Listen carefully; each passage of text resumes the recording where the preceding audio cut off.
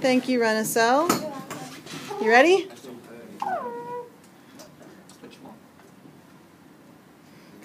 Come on, give us something. Something. Wing it. I even gave a story. You are. It's something else, actually. And then when you want to hear the story, What can did you do? Don't have one of my balls. All right. Awkward. So, Ricky. Okay. I did mines on the Aztecs. Really did. And it says just a flood story. It said during the era of the fourth sun,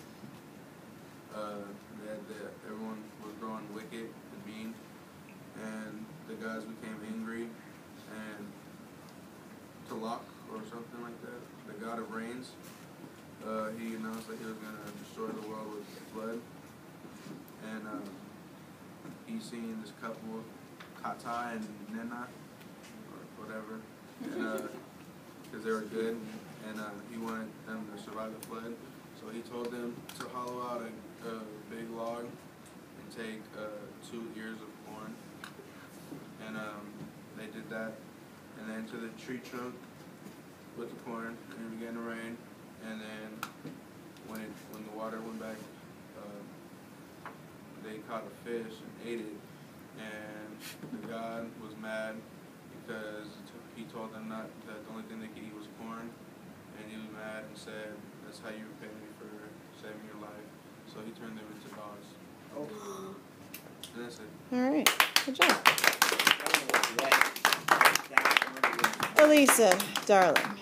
So I did West African voodoo, and basically it starts with like a god, and it's not just him living in heaven, but there's like other people, like a trickster called like Lebra or something, and he has like a garden, and Lebra is supposed to be a trickster, so he goes in while God's asleep and like crushes all the like plants and everything that's like in sight, and God gets really mad, and he says it happens a couple times, and then God says the next time that whoever does it the next time is going to be like cast away.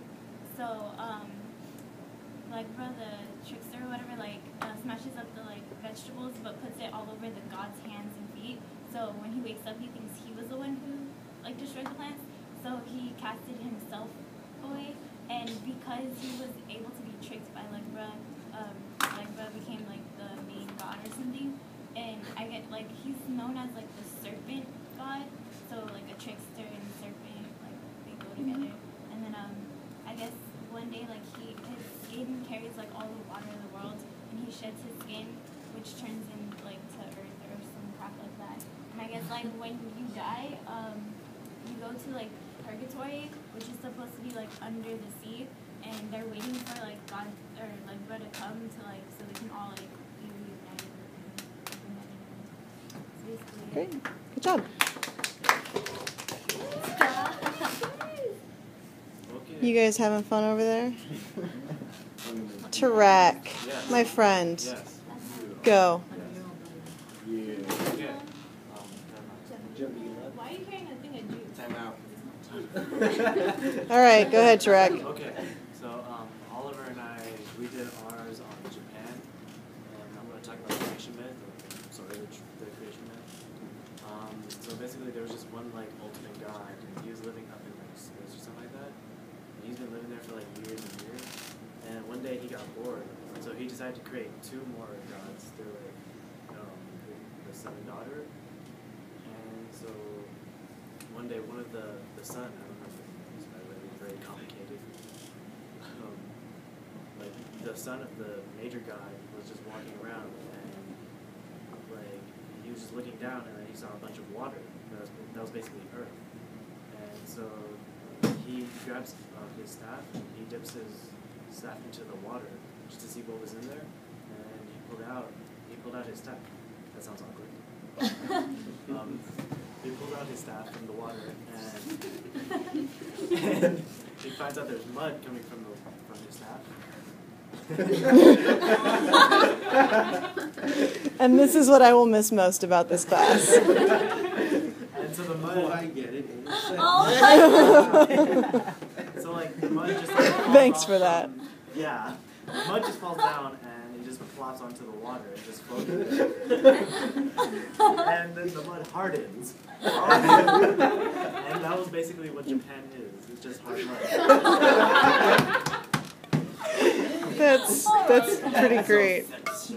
And to continue from that, Yeah, please. the two gods decided to go to Earth and start making shit. So they made like trees and all this, and they started making gods for all the trees and everything.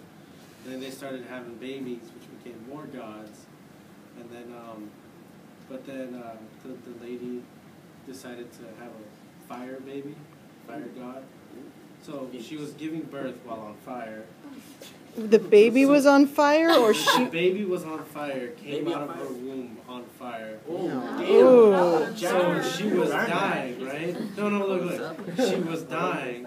But then she starts giving birth again, like it's the thing to do, right? Like, oh yeah, my vagina's burning, let me call my So then she gets all burnt and kind of dies. And, Only and kinda. her soul goes to the underworld, and the guy's like, no, I want my wife. So he goes down and she's like, no, don't look at me, I'm ugly because I'm burnt and shit.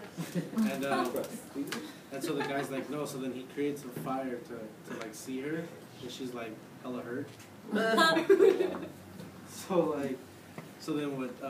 So then he freaks out and he runs, but then she sends a couple like spirits, souls, whatever you want to call them, after him, and then so then he makes out, he seals the door. So then he's all mad and sad, so he starts crying, right? And he takes off he goes to take a bath. Takes off his robe. That becomes another god.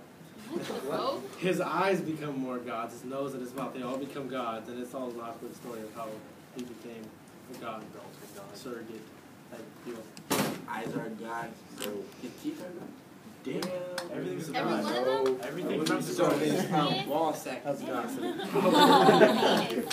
I am so glad I have this to remember you all by. One hell of a guy. Good job. Thank you. Gold. I need some of those. So